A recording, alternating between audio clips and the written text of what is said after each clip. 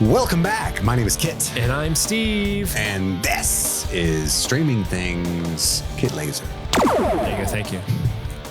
We're covering Mission Impossible yet again. This time it's number 5 is Alive, Rogue Nation. Oh, I still got the hand thing. No. That's from, well, you guys know if you watched the other episode. It's from 2015, this time directed by Chris McQuarrie, the 5th director in the Mission Impossible franchise. And I've got 2 words that make this movie the best so far. Plot twist for my ranking. Okay. Not plot twist, spoiler. What are these 2 words? Rebecca Ferguson. Goddamn. I love Rebecca Ferguson.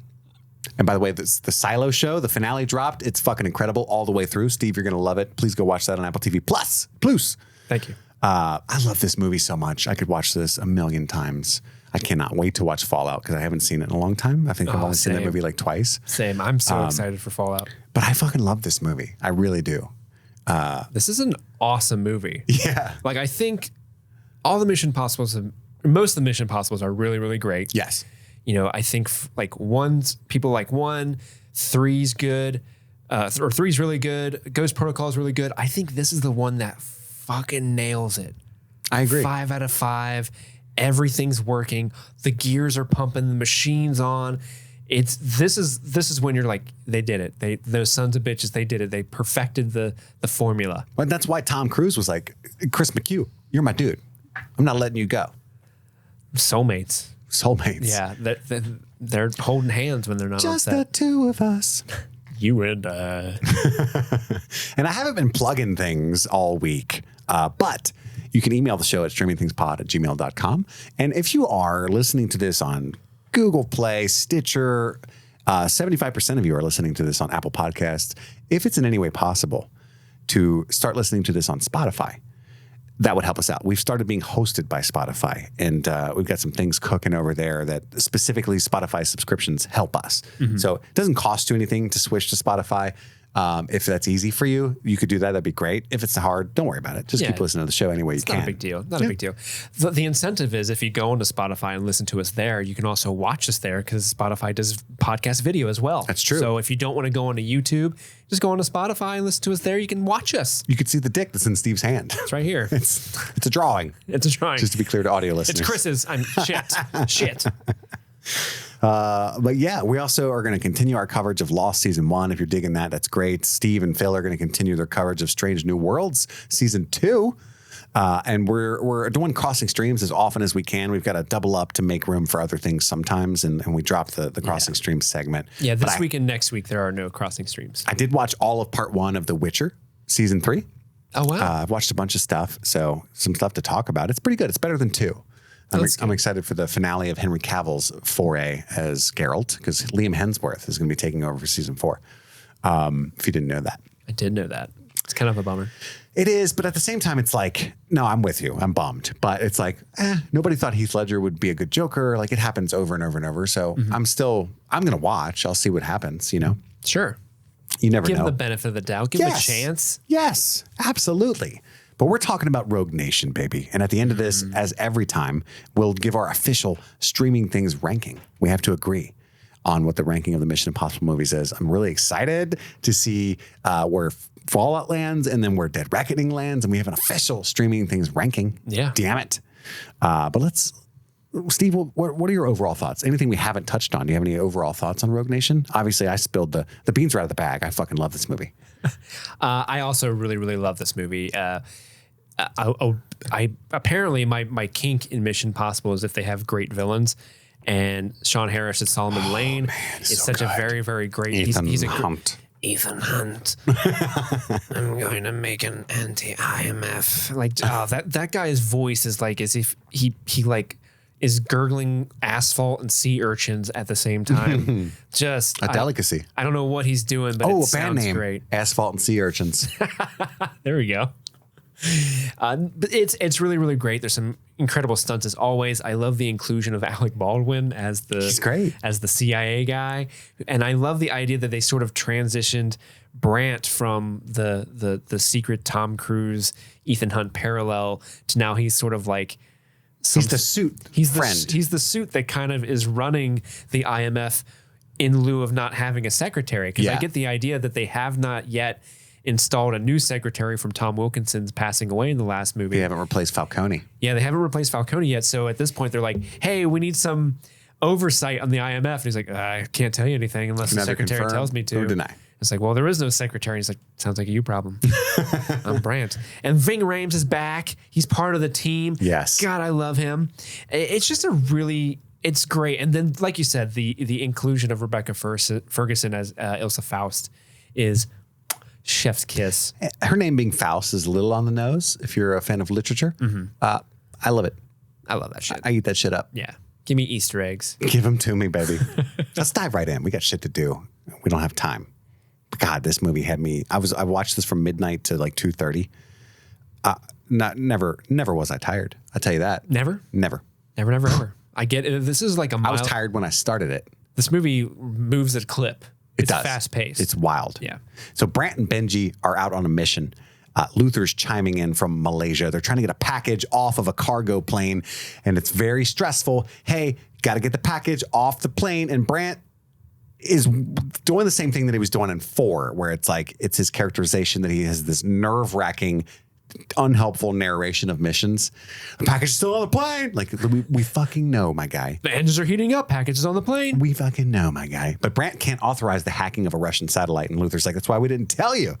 And he says, we're under investigation for misconduct as it is. And he's like, well, don't be a bitch. What daddy doesn't know won't hurt him. So the introduction of Ethan Hunt in this movie is like, it's so like they know that they revere the character of Ethan Hunt at this point. And I actually appreciate that. Because when he shows up, like, he's where's like, Ethan? Where's Ethan? I'm on the plane. How'd you get in the plane? I'm on the plane. You know, he just runs up and jumps on the plane. Of it. Yeah. This stunt kicks so much ass. Because again, heights is kind of a thing with me. Ever since I jumped out of an airplane, scenes like this really fuck with me because it's a lot. I can't believe you actually jumped out of an airplane if you're that scared of heights. I mean, I do things for the clout. As you know, by my name being Kit Laser, I commit to the bit. And I'm not going to be punked out of jumping out of a plane. If my buddy's like, hey, I bought tickets to jump out of a plane and I would like you to come. Would you do it again? No, but I've already done it. See, now I would do it again. I would do it constantly. Well, I had like the worst part about it was I told you about the inner ear problem that I had. It was like somebody stabbed me in the side of the head with an ice pick and didn't go away for days. So I think like biologically, I'm not like supposed to do stuff like that because like that makes sense. Normal flights, I've adapted to chewing gum and being mostly miserable because of the ear thing. So like I just don't think it's. Like I got a severe migraine just hiking up the Smoky Mountains. Like I'm just not good. I'm not good with altitude. But anyway, this stunt kicks so much ass. Open the fucking door, Benji.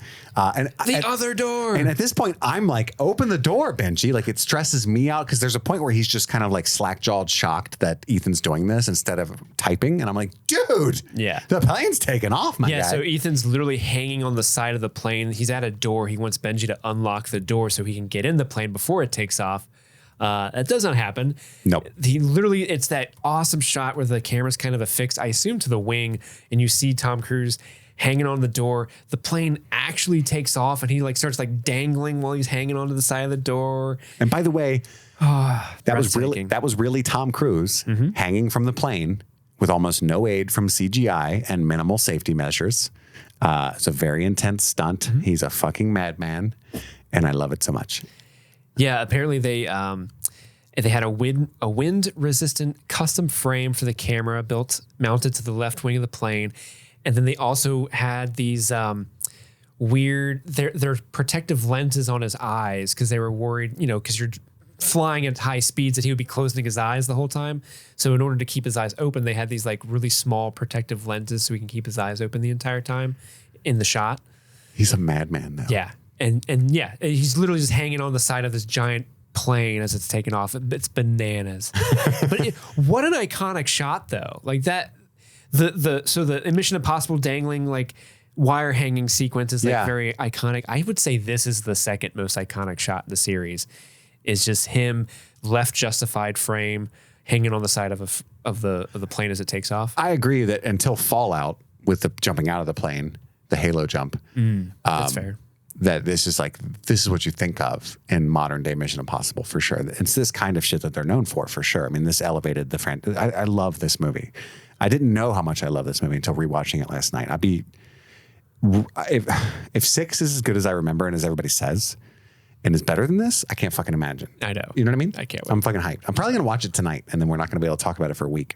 Benji opens the wrong door. He opens like the cargo door. And then finally, when he opens the right door, Ethan gets like sucked into the plane and almost falls right back out. Yeah. It's terrifying. Then he sees the package, which is just a bunch of bombs.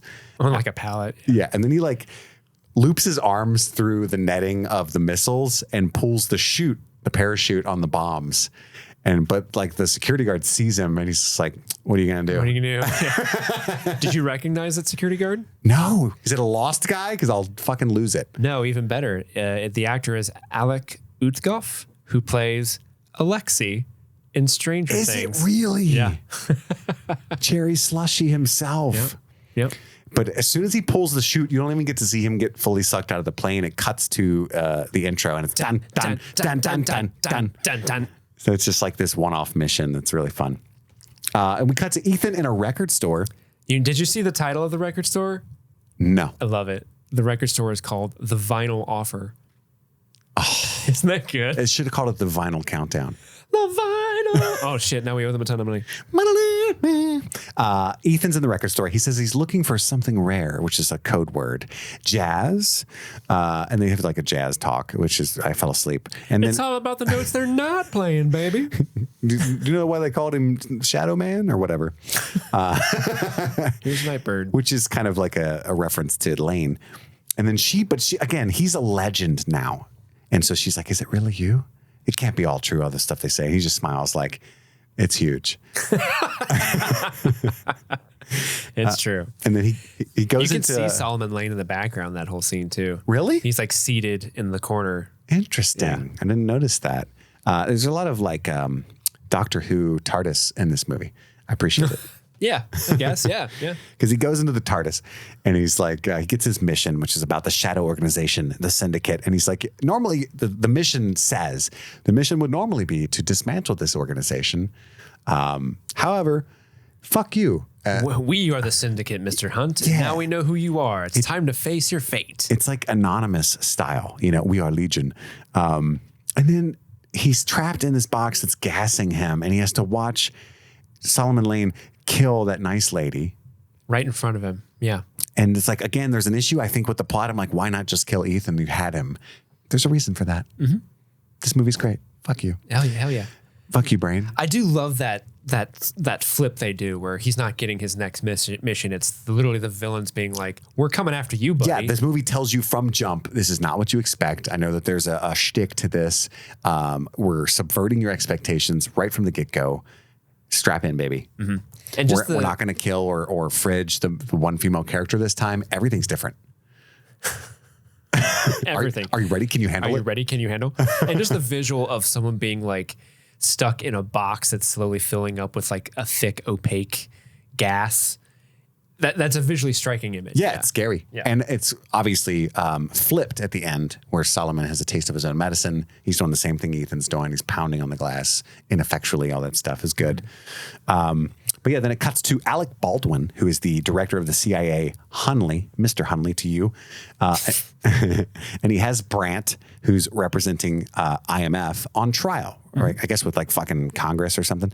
And there's some Security Council references to other movies that we've seen in the past few weeks. We've been talking about all the stunts that they've pulled and how, in Hunley's estimation, or even the director, the Congress guy, it's luck, not skill. In most of these instances, your methods are indistinguishable by chance and luck. Which is funny and because today is when your luck runs out. In this movie, we have Ethan Hunt being incredibly lucky because he puts the gate profile in. He mixes them up accidentally in the water tank and he just has a 50-50 chance. Yeah. It's true. Like that it's a lot of time it's just luck. Even the last movie, most of the reason they succeed is 100% luck. Like the whole sequence in Dubai is just a series of unfortunate events that they happen to scrape by. And then the very end, they don't even the whole thing in India where they're trying to get the access code from the guy in Mumbai is like all for naught because the villain already like beat him to it.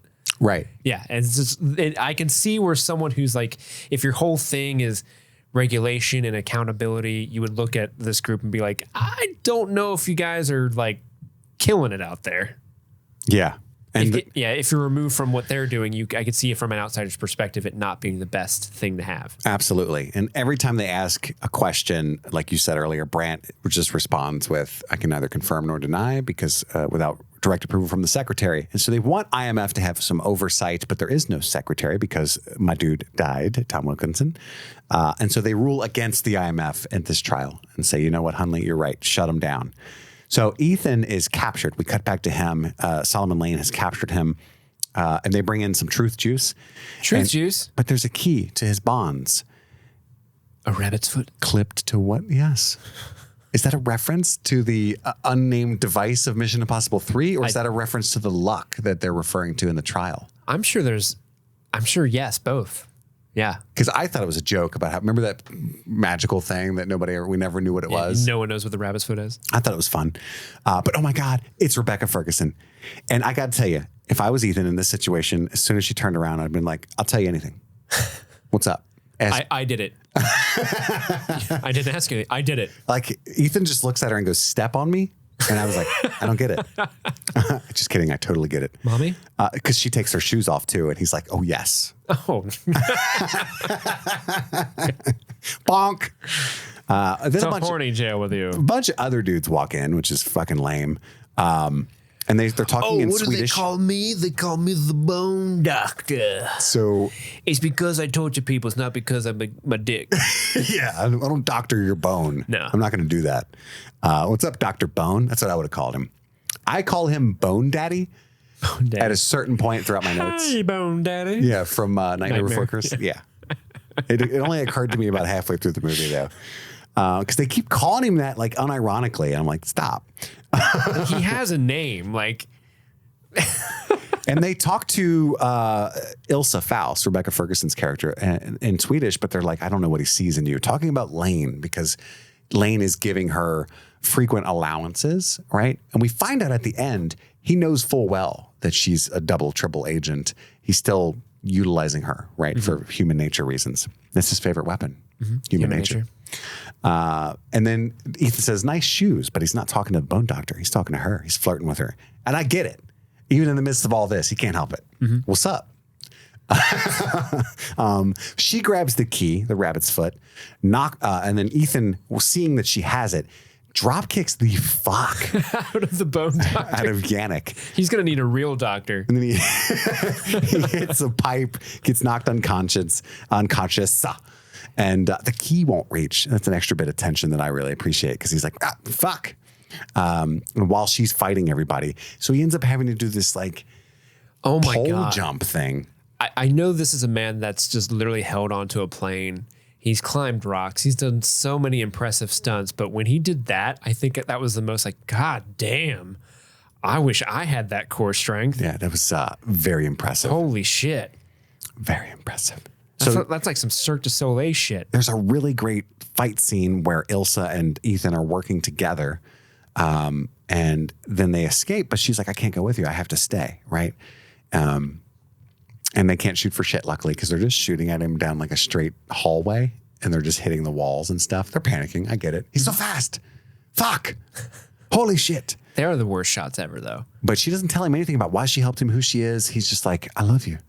And then we cut to Brandt, who gets a phone call from Ethan, go secure, because there's like an app on his phone. London is compromised. Yep. The record store lady's dead. I know it sucks because she was super sweet. The syndicate is real. And he's like, Ethan, stop. I don't care anymore. There's no more IMF. I'm a barista now. Okay. I'm literally in between my Uber deliveries. Right, man. I got to order some dude's nachos and take it to him. I'm making ends meet, man. What are you talking I don't care. about? Focus on the Bone Doctor. Yeah. What? The who? Dr. Bone. What? I don't want to hear about Dr. Bone. And then Hunley accosts Brandt. And he's like, look, man, I'm finna get Ethan Hunt. Okay. And he's like, I bet you won't. He's like, I bet I will. I bet you won't. This is Ethan Hunt's last day as a free man. 6 months later. That wrecks. It's such a good joke. It's such a good joke because it's Alec Baldwin. He's dead serious. Like, this is, and he's, of course, he has to talk like he's kind of whispering, but this is Ethan Hunt's last day as a free man. 6 months later. And it's great, too, because, I mean, he is not a nobody. That's the CIA we're talking about, right? That's how good the IMF is. Ethan is just clowning the CIA for 6 months. He is him. He is him. Ethan's got a full-ass beard and hella stacks. It's just got different currencies stacked on a table. Hunley's got a chubby for Hunt, okay? He's on a hunt, and he's wanting it. I call him my white whale. And he thinks he's finally got him, and it's kind of set up to where it tricks you into thinking that they're right outside Ethan's door. Send the Polo Brigade in. Did you notice like all the dudes that work for the CIA are just wearing like brightly colored polos underneath? Got to Kevlar. Yeah, man. Gotta have the collar poking out to look cool. That way you can pop it after a successful mish. Yeah, of course, yeah. And Brant's sweating because he's like, oh man, maybe they are about to get Ethan. Oh no.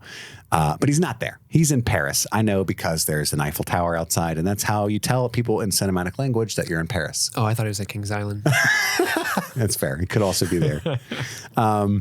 And Ethan's been conspiracy theorying because he's got like pictures and yarn up all over his old house where they're looking right now. Look at the north wall. And it's the Syndicate, right? Cut to Benji, who's playing Halo 3, which is a weird plug. He's playing Halo 3 on a PS4 controller. Why did they? I didn't even notice that. Yeah, it was definitely a Sony controller that he's playing Halo 3 with, yeah. Maybe that's supposed to show that he can hotwire anything. That's true. Benji's just very talented. He's like, I just prefer the PlayStation grip controller. I like the grip better, the triggers. Yeah. Reminds me of Shaun of the Dead. We used to play with my zombie friend. Why did Halo 3 pay like $100,000 to have them like zoom in on the Halo 3 cover here? Because like you already understood from the scene video game, but then they're like zoomed in on the drawer as he's closing it. It's like Halo 3. So it was definitely Halo. I don't know if it makes sense to be Halo 3. I swear to God it said 3. Because I think Halo 3 came out in like 2007. Halo 3 is way older than this movie. I don't know, man. Halo 3. I swear to God it said 3. Because there are other Halo games that it could be. Let me see what the Halo release date is. Yeah, Halo 3 came out September 25th, 2007. A full 8 years before this. He's playing Halo 5. Oh, okay. I just Googled it. Sorry. Okay. I took the Lord's name in vain like 3 times too, and I was just wrong. 5s do look like 3s at a glance. Especially in that font. And I was eating cookie dough ice cream last night when I was watching this. Oh, you got cookie brain. That's right. You got cookie brain. That's why we made a monster out of one guy. Oh my God. Have you ever, you know the app Waze? Yes. So there's a Cookie Monster audio file. Yeah, there's a Cookie Monster directional person. It's I think you've told me about this before. God. You love it so much. I love it so much because it's just a crazy person like, turn right at the road. And then like sometimes it'll alert you if there are police up ahead. It's like, police up ahead. Do you think they have cookie? It's like replace the word cookie with heroin, and it's just a drug addict yelling at you, giving you directions. I love it. I'm not used to that at all. But Benji gets tickets to the Vienna Opera in the mail, and he thinks he's really won a contest. My boy loves the opera. Yeah. He's a sophisticated man. And then they call Ethan in. It's that time of the week. Benji. To the main office where they give him a polygraph test and ask him a bunch of questions about Ethan. He's getting sick of it. He's like, I owe that man nothing. I don't know. He's taking up scrapbooking. Because they show him all the stuff that he found. They found. Yeah, these are room. highly classified materials of like ex-agents that have either died or have been whatever. Yeah, Hunley's convinced he's like killing these men. Yeah, and he's like, how did he get all these files on these agents? Are you the one supplying this information to him? And Benji's like, fuck off. No, I hate him. He's really not. I hate Ethan Hunt now. Yeah, you think we're friends? We're not friends. But then I love how they show the lie detector polygraph waves as being the truth. Has just this little flutter of truth. A little flutter of lie in it, yeah. Yeah. Because he does love Ethan. Yeah. That is his friend. Cut to Vienna, Austria, because he angrily decides he's going to go. It's like when your job pisses you off and you got PTO and tickets to the opera, you're definitely going. Mm-hmm. So he flies out to Vienna, and Benji gets a folder handed to him by a rando at the train station, all sneaky-like. And inside is a phone, I believe, and he gets a call from Ethan. Special glasses. And a photo of the shooting man, which we find out is Solomon Lane. And he's like, oh, Ethan, I can't even talk to you. No way. But I'm so glad you're calling at the same time because he misses this stuff. He's a field agent, right? Miss me, Benji? You want drama? Go to the opera. I love that transition where like the bus drives by right as he says that. And then you see like the beautiful Vienna opera there. I think that's just incredible. And he says, nice tux while he's on the phone with Benji. Yeah, he looks for like, where is he? He's looking at me. You see me. He's doing the same thing he does to his wife. I hate this. I hate it so much. Why are you creeping on me too? But yeah, Benji's like, oh, that was the Chancellor of Austria is going to be here. Does that have anything to do with what we're doing here, Ethan? Just trying to track a dude that's been committing terrorist activities that you've been tracking, and also the Chancellor of Austria is here too. Right. Coincidence? Benji, I think it's not. He's too smart. There's a guy, the camera shows a guy who has a suspicious looking oboe.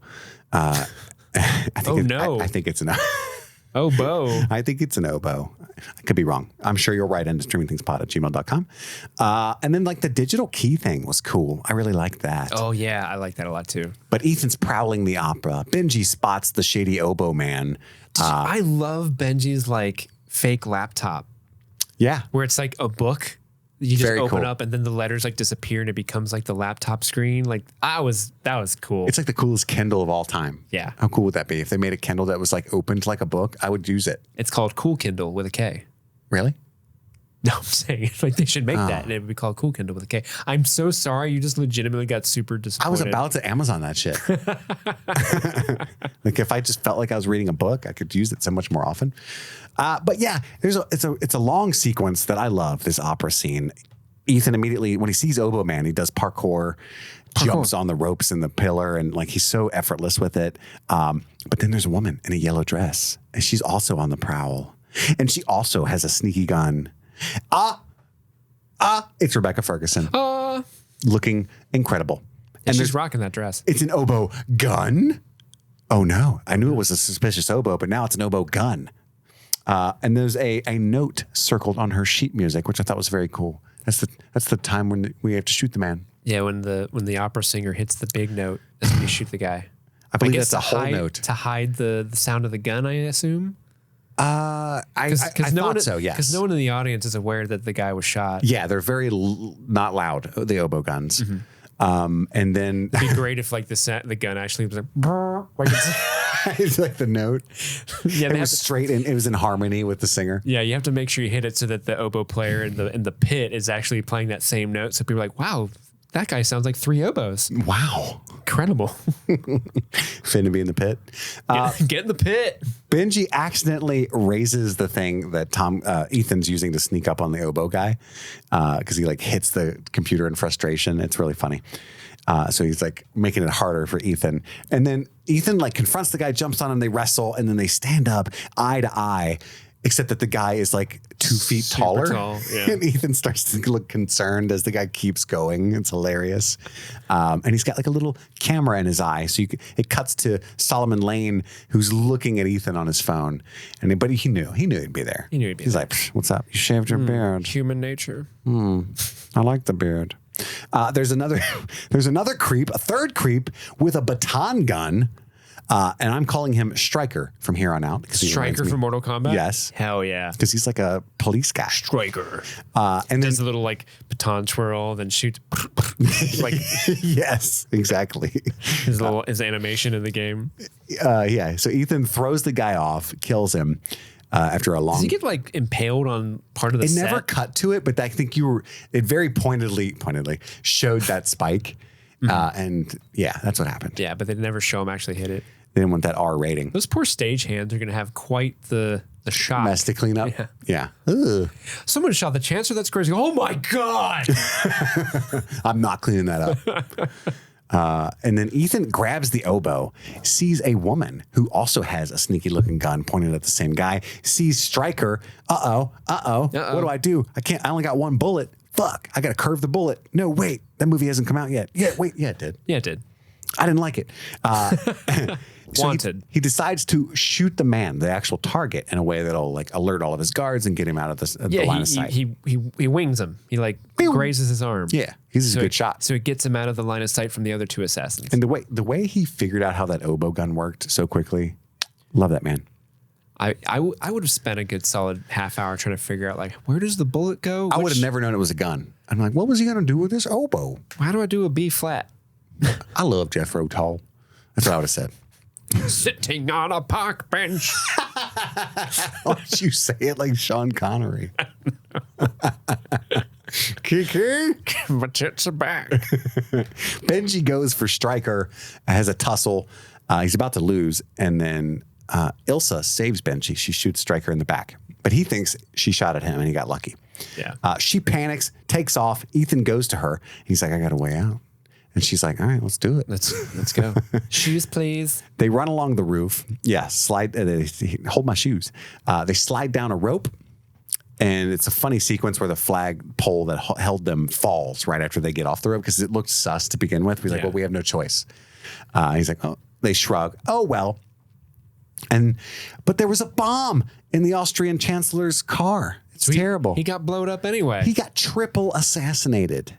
No, quadruple. Solomon Lane is all about those redundancies. Yeah. Double redundancy. My favorite weapon is human nature, but my second favorite weapon is bombs.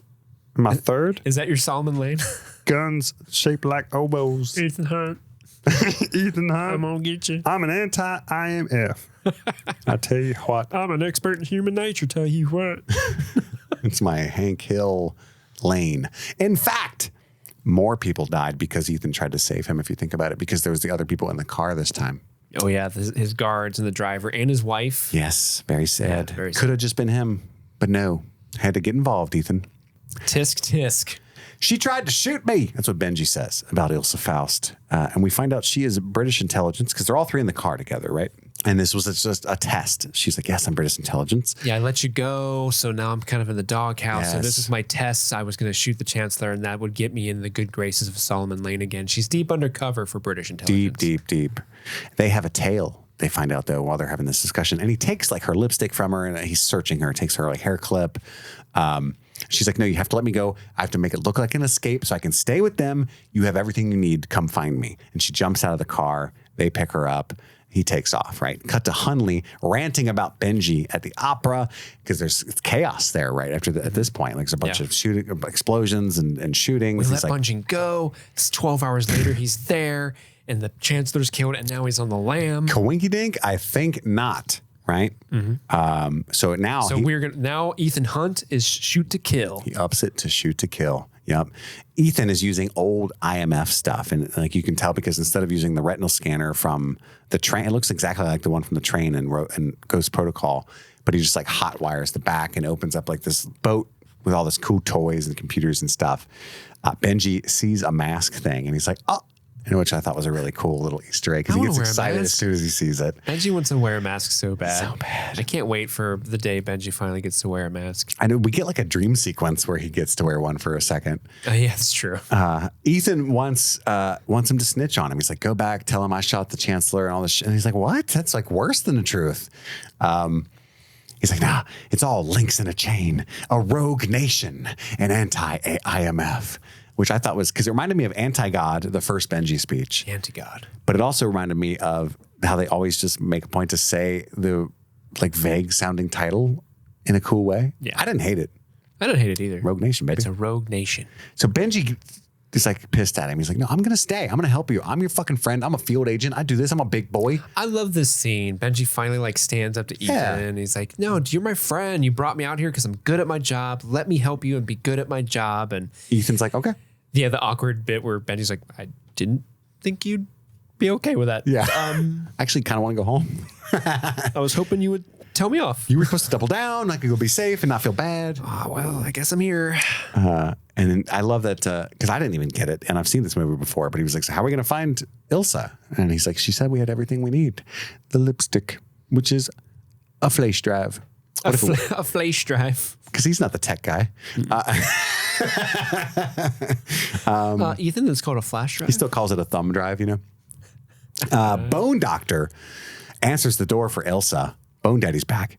And then she takes down the grabby man because he grabs her and pulls a gun out. And she's like, what? I love that, how smooth it is. And her like that's her move to use because she's smaller than most of her assailants. Yeah. But she has this like leg, neck, swoopy move. So it's like a little like a Rey Mysterio or Hurricane Renner. Yeah, yes. A little Frankensteiner action, you know what I'm saying? I love that you've managed to pull wrestling out of both of our movies today.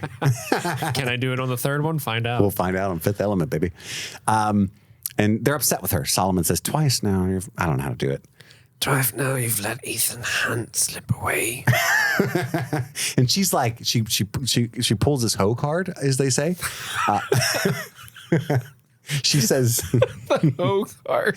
Trust me or kill me, but do it yourself like a man. And then throws her gun on the desk that she took from the dude, but like in a rude way that breaks his stuff. He's looking at it, I don't even know what it is. It's like a Lego set he's been working on all day. I spent a lot of time on that. I lost all the pieces. I see. Every time I try Sean Harris, I get Severus Snape at best. Obviously. Ethan Hunt. I'm trying to build the Avengers Tower. I'm trying. Now I'm going to do a robot. I'm trying. Yeah, he just shoots the guard that she got the gun off of. Yeah, poor guy. Yeah, like he didn't have shit to do with it. If I was the other guy that's in that room, like Bone Daddy or whatever, I'd be like, I quit. You clearly have no value for your workforce. Yeah, she's obviously double crossing you, and Ted over there has been working for you for 4 years without incident. She's hot. Did you see that yellow dress she had on? Ted couldn't fucking pull that off. Yeah, I tried. I dressed him like that when she left. He looked terrible. But you know who doesn't look terrible? Our patrons? Our patrons. That's right. They are so fly and super good looking. Let's shout them out. How about we do that? Let's do that. We love those people. Thank you to Chester Copperpot, Stanton Valentino, Svento7, Pills Baby, Jay Scramo, A.K. Ashley Ray, Alan Tomlinson, Wendy O'Laughlin, Jason Hawkins, Trey Barrera, Conrad, David Malfara, Kaylee Sampson, Rabid Dog in a Barbie Car, Jose Ruben Cruz Rodriguez, Alexis Adler Thomas, Alexander, Emmy, Joe Velez, Valerie, Aaron Layton, John Collins, Amanda King, Sun Loving Mortal, Andrew Gray, J. Dinklage Morgoon, Jen Robinson, Kate, Chloe Richardson, Kalisha Reeves, Kiki Newton, Kevin Strother, Jeanette Murphy, I can't talk, Casey McCain, and Enza. Guys, next week we're going to start reading off July's patrons, so get ready for that. Yeah, prep yourselves. Yeah, prep yourselves. I'm going to stumble over more words. Are there new names that I can't pronounce? There are. Find out next time. Now a word from our sponsor, BetterHelp. Sometimes in life, we're faced with tough choices. The path forward is not always clear. Like you never know. Sometimes I used to sell cars for a living and I hated that job, but I made good money. I was able to buy a house. I was gone from my family all the time. I would podcast whenever I could. I didn't get to see many movies. I worked every Thursday night. It was terrible, but I was like, I got to do this. I got stuck in the middle class grind where I was like, hey, this is what's right for my family, me to be miserable. We feel like we're stuck. We don't know what to do. So whether you're dealing with decisions around your career, sometimes in a relationship, or anything else, therapy helps you stay connected to what you really want while you navigate life, so you can move forward with confidence and excitement. Trusting yourself to make decisions that align with your values is like anything else. The more you practice it, the easier it gets. And like I said, I had to have a lot of practice, and it was talking through that stuff with someone else that helped me. And that's why you could find a therapist using BetterHelp that meshes with your values and the way that you see life in that perspective, and they can talk you through in a way that you find valuable and that you understand. So you can do it entirely online, get matched with a therapist like this that you enjoy, that you find value in. And if you find that it's not working, you can switch at any time. It's extremely easy to switch it. So just think about that. Think about how close you are to finding a therapist to better your entire life. So if you're thinking about starting therapy, give BetterHelp a try. Let therapy be your map with BetterHelp. Visit BetterHelp.com/streamingthings today to get 10% off your first month. That's BetterHelp, HELP.com/streamingthings. So Ilsa tells him, like, look, give me another chance. I'm gonna get Ethan, right? He's like, okay, how are you gonna find him? She said, he'll find me. I've seen to that. And so it kind of leaves you unaware as to her allegiance, because you could go either way if you're a first-time watcher of this movie at this point in the movie. Whose side is she really on? And I like that. But no, it cuts to Morocco. That's where they are. And Ethan loves Morocco. Casablanca. Because he like smiles when he finds out. I don't know why. It's like that scene of him like, Morocco. Good times I've had there. I love that movie. Cut to Casablanca, There's a lipstick kiss on the door, which is such a great touch because she left him with a lipstick clue. I thought that was great. And then it's her. Also, she wants to kiss him. She does. She's the Lord of Kisses. She's practicing holding her breath in the pool, but she only made it to 1 minute and 56 seconds. Ethan grabs her a towel, and there's more like male gazy eye candy in this movie than we've seen. Yeah, in the last couple. I wouldn't since 2. Yeah, for sure. Yeah, there's a pretty egregious one like later on. Yeah, why does she get naked after she rescues Ethan and before she double crosses Benji? Yeah, but hey, well, literally there was a butt in that scene. So, but well, Ilsa is practicing holding her breath, and then Ethan gives her a towel. At this point, Luther arrives to Brandt, cut to Brandt's side. And he's like, look, we got to find Ethan and Benji because they got the special activities division and it's going to kill him. They're going to kill him. And Luther doesn't know if he trusts He's like, I don't fucking know you, dude. I don't know you. If I have 1 second of doubt which side you're on. I wasn't in that movie, Brandt. I don't know you. I was there at the end and you were a clown to me. Yeah. You were a clown to me. I know Benji. Yeah. I don't know you or that other girl that's not in this movie. And what he's saying is, you could be using me to help if you find them, and then you're just going to kill them. You know what I mean? Which is fair, right? And then he says, eventually Brandt convinces him, but he's like, look, if I doubt at any point what side you're on, and he just gives him a look. And Brandt's like, that's fair. The implication is he's going to kill you, right? I'm going to tickle you. You're not going to like it? I know you're very ticklish, Brandt. I do know that about you. Famously, they call you Giggle Bits. They do. I don't know why. Terrible nickname. It's worse than Bone Daddy. Back to Ilsa. She's saying that his name is Solomon Lane. He's former British intelligence, and he was the founder of the syndicate, right? She's been undercover in the syndicate for 2 years. Imagine the things she's had to do crime-wise to stay undercover. And she doesn't have a hoodie. So now they have to steal. She doesn't have a crime hoodie for those crimes. They don't. Everybody knows it's her. Yeah. They have to steal a computer. Basically, it has files that Lane wants. But she's like, but it's impossible to take it. And Benji and Ethan are just like, is it? That's kind of our forte. That's kind of our bag, baby. Benji still just wants to wear a mask. So this is where we get the whole fake plan sequence of him wearing the mask. He's so happy. But then we realize because the camera can measure gait, G-A-A-T, or G-A-I-T. Did you it's not going to work. Did you see the really awesome practical shot in this sequence of Benji wearing the mask? So when it does the 360 shot that it always does of them switching into the mask being effective? No, there's a shot where Benji's putting on a mask and the camera kind of rotates around to like in front of a mirror and like Ilsa's leaned up against the mirror. Ethan's putting the mask on Benji. And then you see like the person that Benji's playing in the reflection. It's actually 6 people and there's no actual mirror. So you have a different actor playing Benji and a different actor's back playing Ilsa's back reflection. Oh, nice. So it's like, it's kind of what they did in Terminator with Linda Hamilton's twin in the reflection, yes. that shot. But yeah, cool mirror reflection shot. In 3, the best mask is in 3 when it does Philip Seymour Hoffman becomes Philip Seymour Hoffman from an obvious mask. Yeah. And the way they did it in that movie is it's a 360 shot with a fake cut or hidden cut at the back. Yeah. You know, it just, because when it hits that guy's suit, it just goes black for a second and they put a cut there. Yeah. I just think it's really clever how they do that stuff. It's really good. Really and you told good. that story about 2 with Dimitri and all that shit, how it was. Oh, that was like, yeah, very technically, like they're a practical take, shot. Yeah, Yeah. like they were in front of green screen but they were doing the same acting together, like probably like 5 feet apart and they were being composited live on top of it. Yeah. Super cool. Very complicated shot. Great filmmaking in these movies.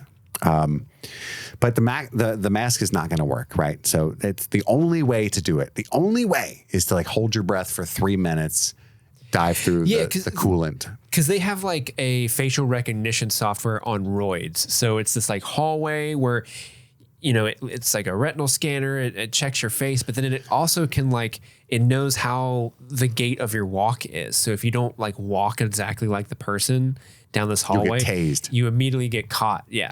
And so they can't like trick that with their masks and clothes and stuff. That seems dangerous. Like, what if you're just going to work and you're like, you got a limp. You've got like a bunion and then like you're kind of carrying a little bit extra weight on one foot. Kill him.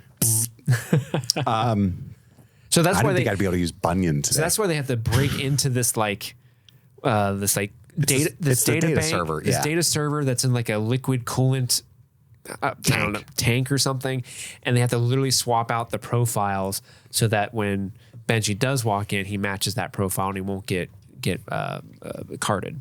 Exactly right. That's why she was practicing. So it's like cool. Like it doesn't reference it again, but that's why she was doing the breath thing. You have to be able to hold your breath for 3 minutes. Yeah, and Benji's like, don't worry about him. He can easily do that. This is Ethan Hunt. This is and Ethan's like looking concerned, like I don't want to do that at all. I'm never. When's the last time you saw me in water, Benji? Yeah, I was down there with Brant. How do you know I can even swim? There was a flare and some bodies. It was a whole thing. But Luther figures he's got to find Ethan. Well, he's got to find her to find Ethan. That's his whole plan. Yeah, it's a leap in logic, but he's not wrong. I guess I guess he knows like Ethan's a G. Like, there's no way I'm going to catch him because he's so goddamn good. But it's like from the detail in the photos. He's like, look at this.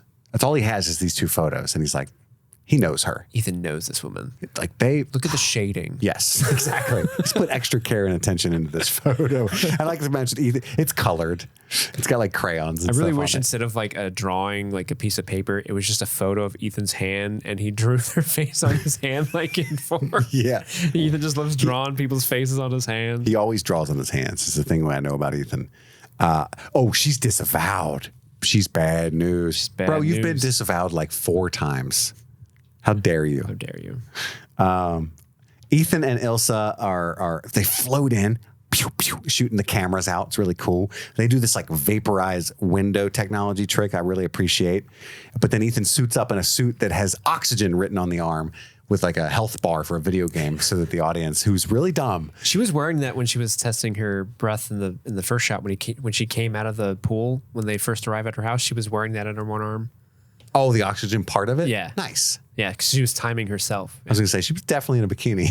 Yeah, she Not was. the suit, yeah. But she had that part on her arm. No, you think it's a bikini, but it's really one of those shirts that have a bikini and body printed on it. And then, so she shuts down the cooling system. And he jumps in. It's a really big, crazy shot. It's a really big water tunnel. Yeah. Every time it looks really fun. Every time they would show the big wide shot of the big water tunnel, I just kept thinking like, that looks like the worm from Dune. It does. It does. Or like a Sarlacc, the teeth. Ooh. I like that. That's where Boba Fett went, baby. He's in the cooling chamber. He's going to be slowly digested for 1,000 years. Yeah, that's right. But I love that when he jumps in that tube, it looks really fun. But yeah, everything's going well so far. Benji's getting in, everything's working out. He's got like different like unlocky technology thingies. He's in the whirlpool. Ethan's doing his thing. It's shut down. He gets to where he needs to go. But then there's like this mechanical arm that's kind of doing something. Yeah. Yeah. And he's fucking gets hit by it like a dork. Right as he's about to put the profile in. Whatever. But then the system comes back on at full power because the people that were on the other side working there out-hacked Ilsa's hack, right? She can't do anything to stop it. So now he's just fucking running out of breath, spinning, fighting the current, using more exertion. Well, he was able to swap the profiles before he got knocked out because Benji's able to walk in. And then as he's like, I'm done, he gets bonked. Because she just goes in to save him and Benji's already made it through. No, it's incorrect. 100% that's what happens. He gets hit by the arm before he swaps the profiles because that's how he gets them mixed up. Well, no, he gets hit, but he doesn't get knocked out. No. I just meant he get knocked. Okay. Yeah, he's still swimming around and stuff. Okay. He gets knocked out from lack of oxygen. So he does put the profile in, but he doesn't know if it's the correct one. It's complete luck. It's a 50-50 chance. He doesn't know which one it is. Mm-hmm. And then now it does the job, though. Benji walks through. You're right. He passes out. And we think, oh no, Ethan's dead. Oh right? No, what a watery grave for our hero. Ethan does drown, technically.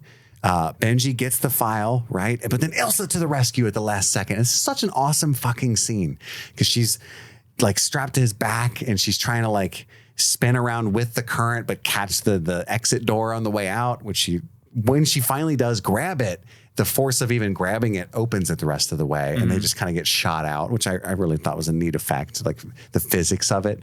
And then she happens to have like a defibrillator. Thank goodness. and he gets called back to 3 again as well. It's nice to have a defibrillator because not only is it going to restart his heart, but just in the very rare case he has a bomb in his brain, it'll neutralize that as well. Or if you need to maybe kill Benji, but in a safe way.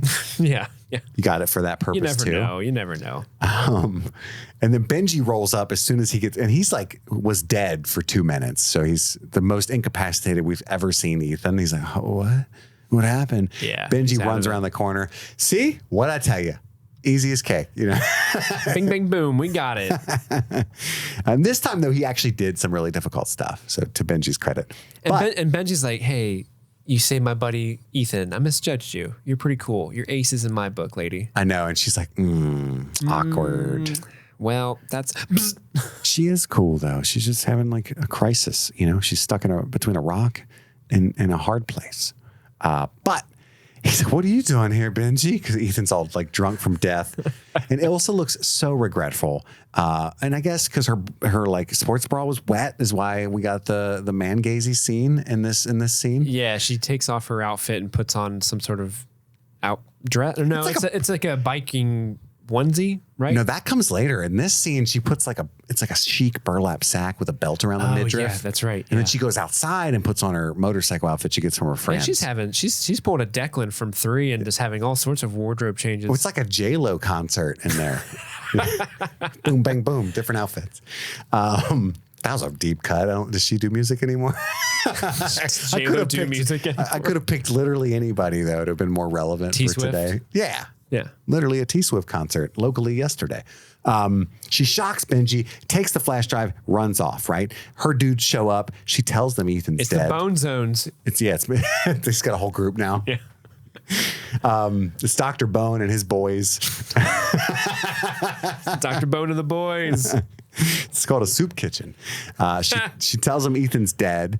And then she like does this spinny move, knocks over all their motorcycles and rolls out because I guess she feels like if they're all dead, well, because at this point she thinks she's done with the syndicate. So it's safe to just kind of piss off. So she just has to get away from him. Ethan's all clumsy. He tries to jump over the car and like falls like it's a slapstick comedy Ethan, movie. are you okay to drive? A minute ago you were dead. And he's like, what are you talking about? What do you mean? You're talking crazy right now. Dead a minute ago. I'm alive now. What are you talking about? So he chases Ilsa in the BMW down the stairs. It's a crazy scene where he kind of stairs. Benji's losing his mind. All the other motorcycles get back up and they make chase. Ethan and Benji run into like sideswipe Luther and Brant, and he's like, found him. And then I love how they're trying to do like a Austin 20-point reverse. Oh, you had to get the 4x4. Do you want me to drive? And then the chase is crazy, and finally it's really exhilarating. It's a great car chase, but at one point he's in reverse and he realizes he's just going to crash the shit out of the car is what he has to do to get away. And he goes, do you have your seatbelt on? And you're asking me that now? So good. But then they have this like insane end over end, everybody's definitely going to die car wreck. Yeah. But the camera's inside the vehicle too. It was really cool. Yeah, you can see them like kind of jostling around inside there. And I love this car chase because there's really no music the whole time. Yeah. So it's like it really brings you into it. And when they finally crash, it's a brutal car wreck. It's a brutal car wreck. It is. It's bad. And then a motorcycle man has Ethan cornered. He really would have died. However, he gets hit by the Jeep driven by Luther and Brant. Just in time. Deus Ex, Luther and Brant. And then I think it's Brant pokes his head in. It might be Luther, but he's like, we good? Ethan's like, yeah, we're cool. Yeah, we're good. And oh my God, it's the best part because Ethan's like, yeah, we good. And Benji's like passed out. And he's like he's upside down, passed out, and then he's like, we good. And Benji like wakes up, he's like, look out. He comes to. And then Ethan just watches Elsa. It's not Frozen. Ilsa. Let it go, man. He watches Ilsa ride off, and then Ethan takes off on the cycle that he stole from the guy. The guy like, got hit. Ethan, no. And my notes are, I'm so fucking high on adrenaline. Motorcycles, vroom. That was my note. Because I mean, he's so like low to the street, and like it's so well shot. It's exhilarating. It's great. And this movie in particular, the audio design is stellar. Yes. Like, all of the guns in this movie sound so crisp and dirty. I love it. Yes. And that translates to the motorcycles as well. The sound design is great in this movie. Best so far. It's incredible. She ends up making Ethan wreck with her own body because she knows he won't hurt her. Yeah, she gets a little bit ahead of him and then stands in the middle of the road on a corner. So he's like, oh. It's shocking. Yeah. Gorge. He should have worn a helmet. He should have worn anything other than what he was wearing. There's a scene because they're doing those tight turns at high speed, and cyclists, you will use their knees to kind of help prop them up, but usually they have like a knee pad or something. But Ethan's not. And there's a scene where you see them all kind of do that, and then when it's Ethan's turn, you see him like put his knee out, and it scrapes the ground for a hot second, and you can see him like, no, like, and he recoils, and which was nice. I like that small touch. Yeah, I didn't even catch that. But I don't know how I didn't know they did that with their knees. It's a great scene, but like it could have ended up killing him, which would have been really funny. And she and then he just had this horrific motorcycle wreck with no helmet. And she was like, oh, and just like sheepishly took off. I guess I'm joining the syndicate. Well, no, I mean, British intelligence wouldn't have cared. So Ethan and the gang are sad in a Moroccan bar, which is another wildly good band name. Benji made a copy of the disc, though. Happy with it. Did I make a copy of that disc? Come on, I got 6 copies. Who are you copies. talking to? It's Benji Dunn here. Come on. But Ilsa, cut to her, she gives the ledger to British intelligence. Atlee, I think, is the head. Mm-hmm. And is it authentic? Yeah, the only person I trust to verify that information. He wants her to go back undercover, and she's like, there's no fucking way. I pissed him off like 3 times. And he's like, hey, who told you to piss him off the other 2 times? That was you. Sounds like a you problem. I couldn't let Ethan die. You definitely could have. I don't even like that guy. Yeah, the Americans think you're a rogue assassin. He's really fucking her over in this moment. He is. Yeah, he's and this is great because this is the reason that Solomon Lane is so angry. It's stuff like this, right? Because these governments are treating their spies as expendable things and not other people, making them kill innocent people. It's just, and who's really right? We're all just convinced we're right. And I love that at a certain point, Ilsa starts to be kind of converted, not in a way to join the syndicate, but in a way that's like, I kind of agree with him. I'm just going to take a different tact with it. I'm just going to let you guys fight it out. Yeah. I'm done. Yeah. So it's great. And this scene is incredible. I mean, there's some great lines like, there are no allies in statecraft, Ilsa, only similar interests. Yeah, and I love when she leaves and he's such a punchable dude because as she's walking away, he's like, happy to know where we stand. Just like, oh, you little shit. Fuck me, right? Yeah, it's great. It's a great scene. And then Luther can't open the disc. It's a red box. You remember those old things we used to rent DVDs before Netflix? It's red box. It's from 2007. I can only get... There's still some around CVS's. They got a Uwe Boll movie in this. It can only be opened by the voice activation of the Prime Minister. And so then Brandt argues with Ethan because, again, that's his role in the crew is to be like, that's too crazy. We can't do it. We're going too far. We can't nab the Prime Minister. No way. So he wants to warn. We got to warn the British. We got to warn Britain. The Redcoats are coming. I got to say, I don't know if this is the technically correct way to say this, but something about him saying, we got to warn the British felt weird. I don't know why exactly that line feels the British. It's not canon in America. That line, you know, it's not canon. It's the opposite. And you just wanting to compete with Lane is what he accuses Ethan of in that moment. Is that what you think this is? Lane's not even on my radar. I don't even know who are you talking about. You think so little of me, Ethan Hunt. I thought we were friends. Yeah, but Ethan is so hurt by that, bro. He's offended. Not cool. We've dated babes together. Babes. Ilsa goes back to Lane, and it's not a ledger because he knows what it is. He wants it. He's like, I invented that flash drive. And he knows also that she's like a triple agent. The disc, you know, it's like he was using her, right? He knew that it's still. I wanted Ethan Hunt to steal this for me. Yes. He's the ultimate chess player. Mm-hmm. And maybe backgammon, I don't know. But the disc is empty. And then that's got him angry at her. I'm interested to see who you blame for what happens next. Interesting line. Mm-hmm. Had me curious. Yeah. Piqued my curiosity. Who will she blame? What is going to happen next? It was deleted by Atlee. Director Atlee's trying to cover something up. Uh-oh. He had like a little phone deleted boy. Yeah. Ethan talks to Ilsa again. He goes to meet her. And she's like, Atlee said you'd be cool with it.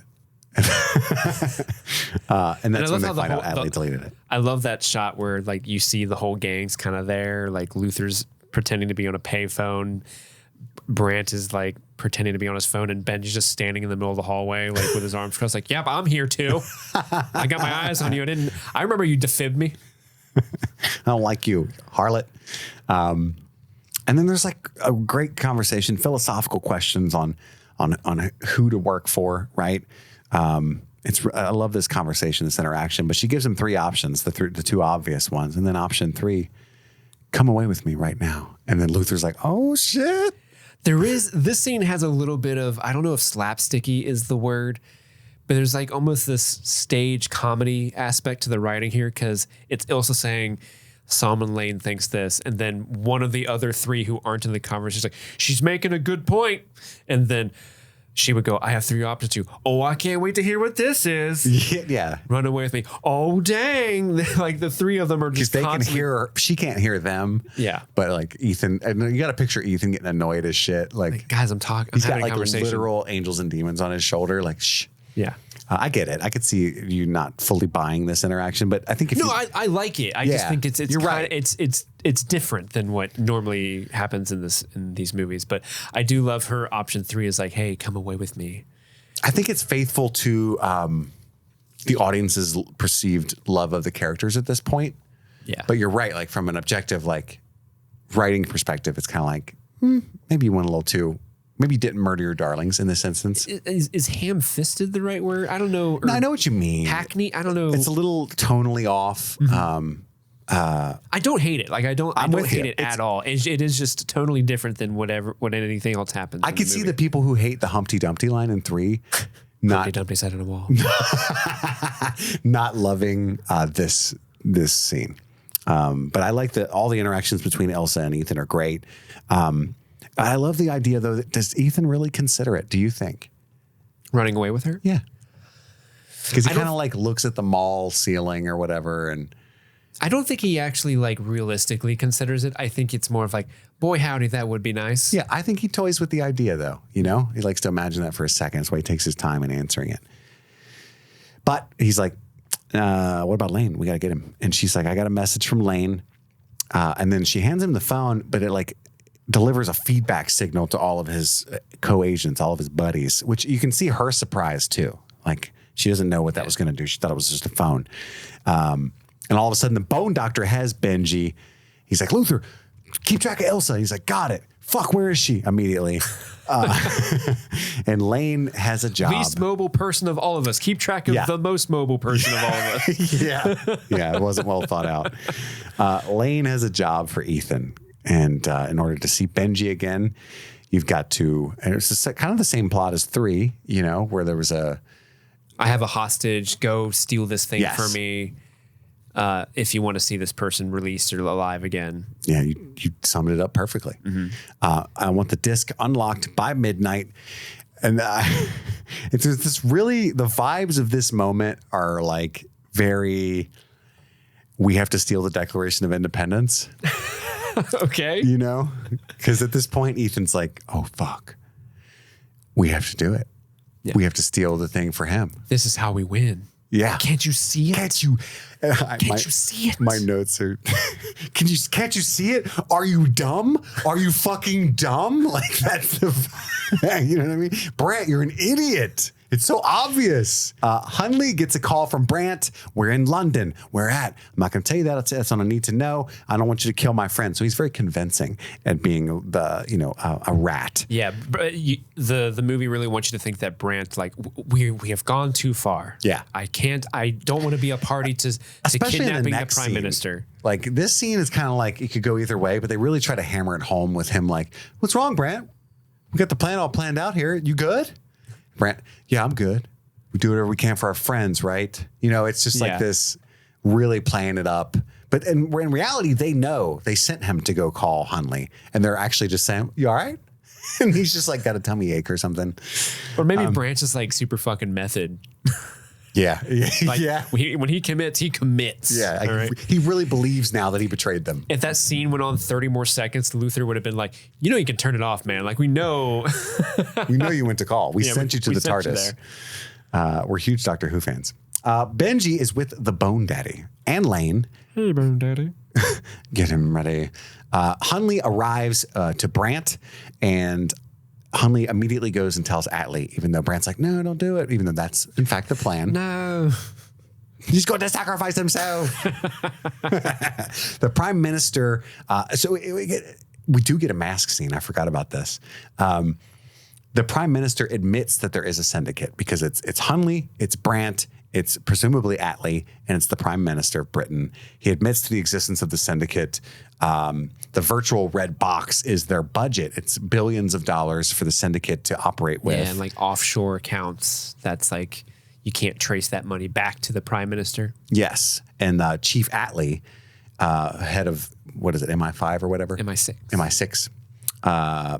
Was the originator of that idea, and it was supposed to never happen. The Prime Minister shot it down. So he started it secretly and illegally on his own, and then it turned against him. So he's been trying to cover that up. Yeah, Solomon was like his dude to help him run it, but Solomon then kind of went rogue. Yes. And so he's been trying to cover up his failure ever since. And then we get a speech from Alec Baldwin that is one of the most laughed at couple of lines in Mission Impossible history. I love it. Is it like how awesome Ethan Hunt is?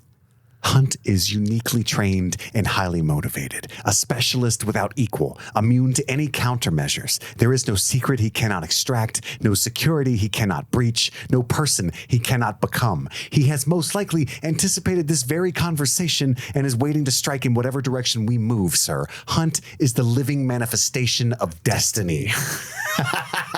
I got chills acting that out. You crushed it, man. I want you to be the new secretary of the IMF. I think there's a position open. I love that line. A lot of people make fun of it. At this point, Atlee shoots the Prime Minister with a dart, but it's Hunt the whole time. He's like, dun, dun, dun, dun. You were talking about me? You forgot to mention my dick. What if he said something off color like that? I would What if he was just clap. like manifestation of D's? Something lame. But the manifestation of destiny line is really the only thing in that whole soliloquy. I'm like, okay, that's a little much, man. A little much. Yeah, he's poetic. It's Alec Baldwin though. He's like, I can see Alec Baldwin like, I really have this idea about destiny. I really want to put it in there. Can I talk about always be closing?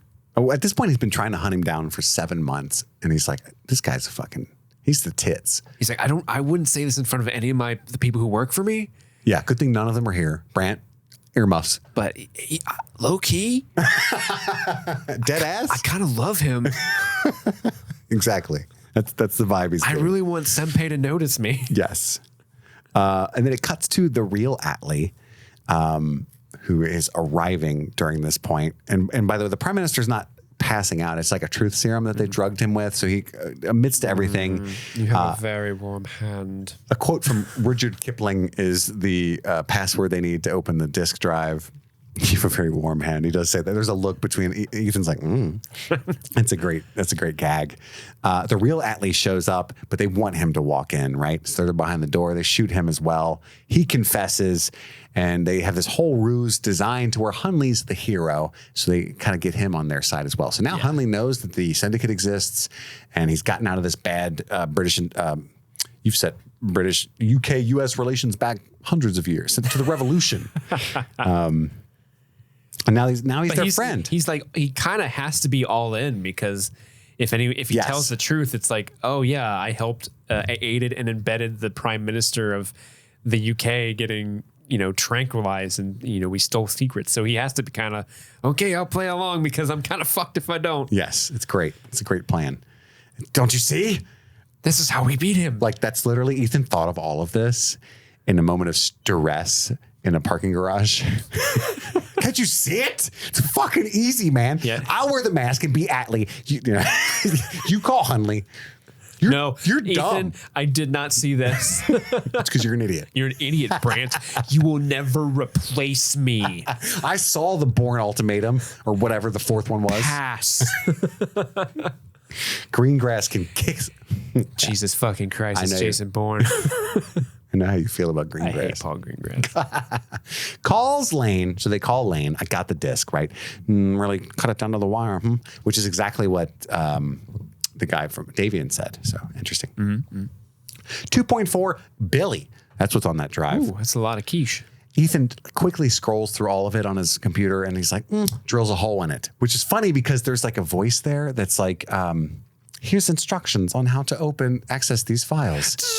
And I was thinking, I don't think that's what the instructions said. It might be. Yeah, I don't. Step 1. Drill a 3/8" bit into the front. But Luther's a little worried. He's like, hey, man, should we give this to them? Are we about to unleash a terrorist superpower? What happens if you can't make it back? Same thing as the nuclear codes from 4, So we actually have to give him this. And he's like, no, I'm going to drill it. I got this. Check this out.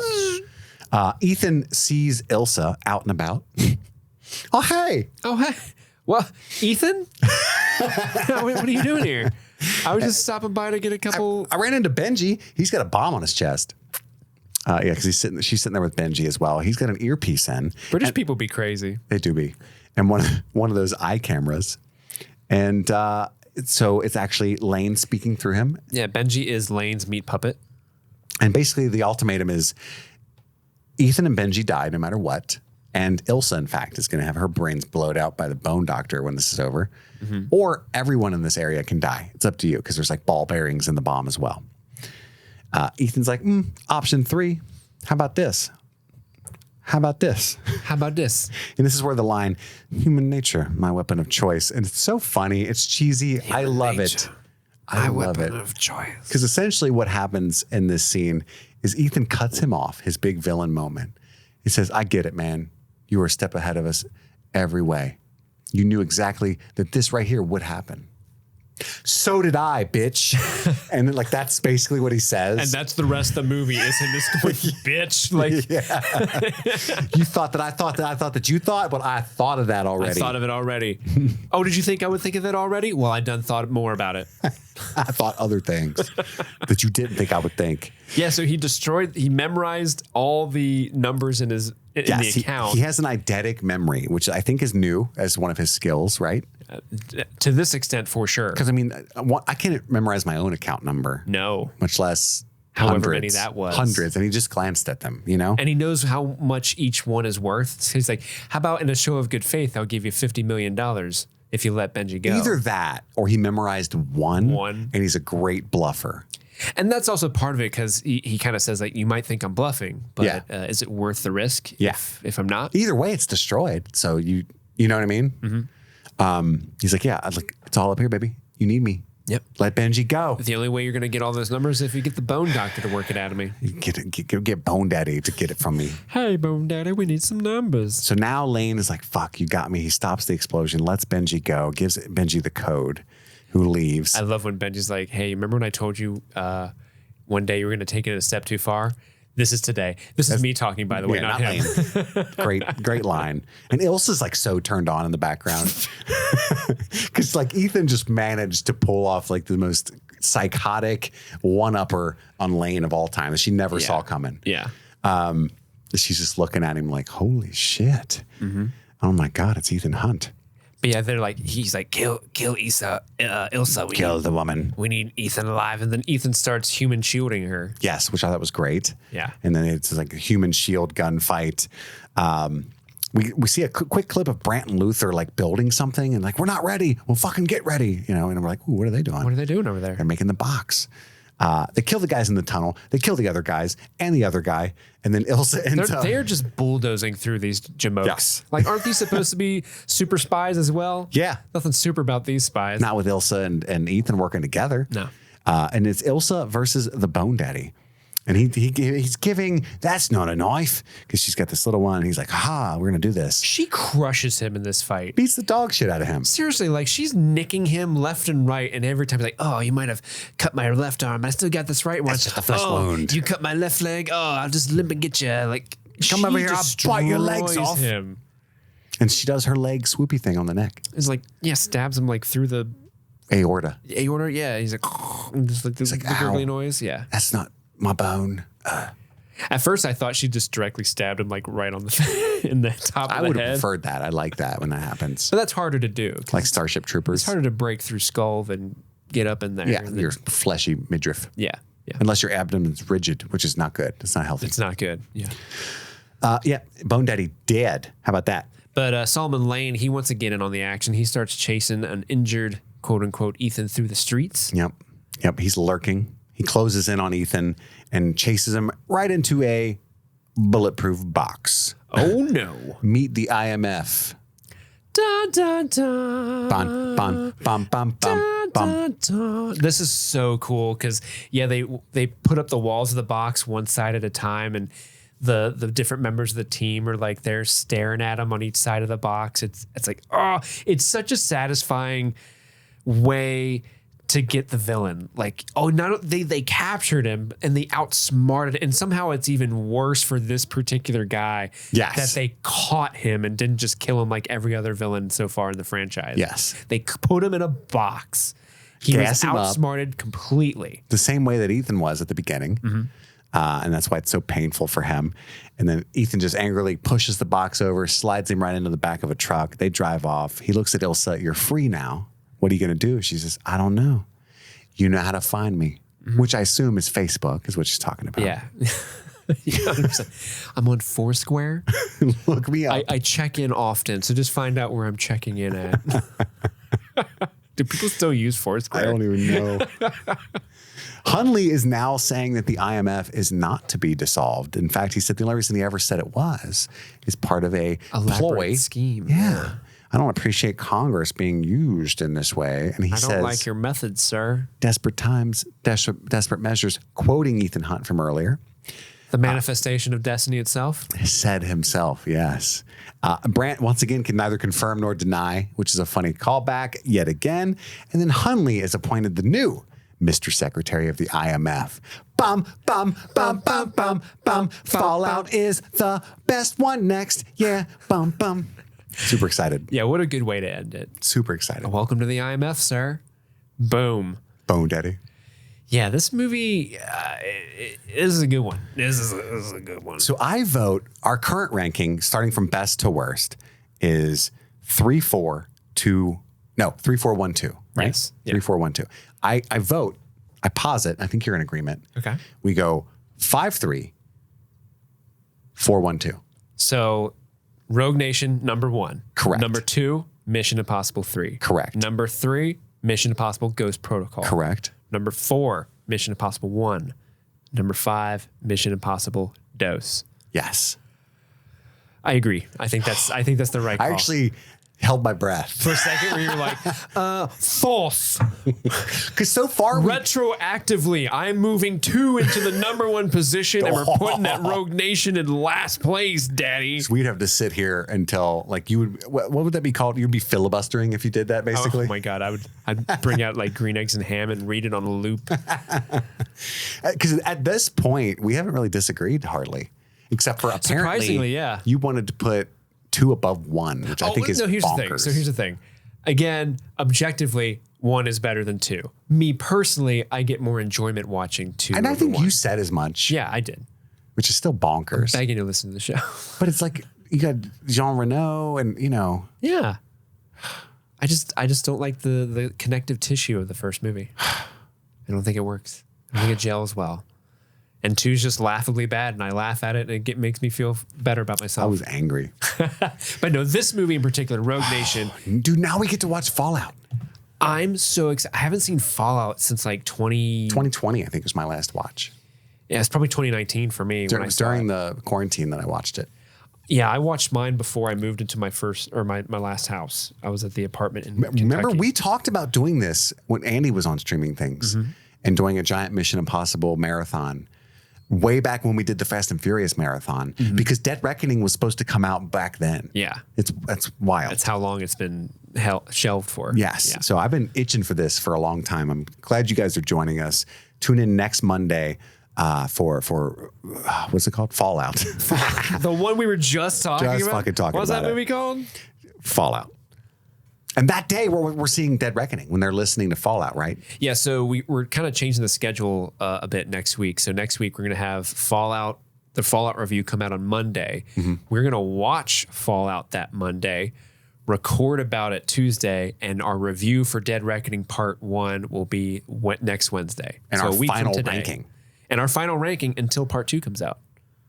Correct. Yes. Final for now. Final for now. Until next week.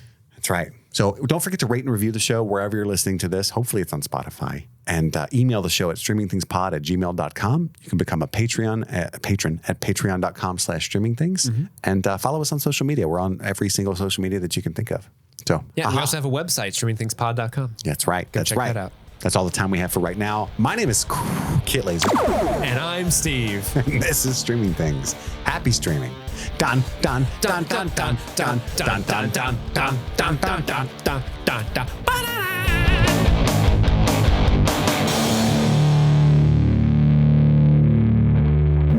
I keep rubbing my goatee on the mic. Accidentally. I'm sorry. Ew.